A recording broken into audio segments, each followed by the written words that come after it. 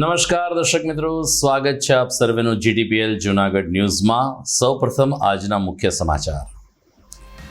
દેશના મતદારોએ રાજકીય પક્ષોને આપ્યો જડબાતોડ જવાબ। મોદી સરકારને બહુમત છતાં શપથ લેવા માટે આવ્યા કપરા ચઢાણ। જૂનાગઢ જિલ્લાની બેઠક ઉપર ભાજપાના રાજેશ ચુડાસમાની વિજયી હેટ્રિક। ગુજરાતમાં 10 વર્ષ પછી કોંગ્રેસે ખાતું ખોલાવ્યું। એકમાત્ર ગેનીબેન ઠાકોર બન્યા વિજેતા। આવતીકાલે વિશ્વ પર્યાવરણ દિવસ। આયુર્વેદિક હોસ્પિટલ કરશે વિનામૂલ્યે રોપાઓનું વિતરણ। અને T20 વર્લ્ડ કપમાં ભારતનો પહેલો મુકાબલો આવતીકાલે આયર્લેન્ડ સામે।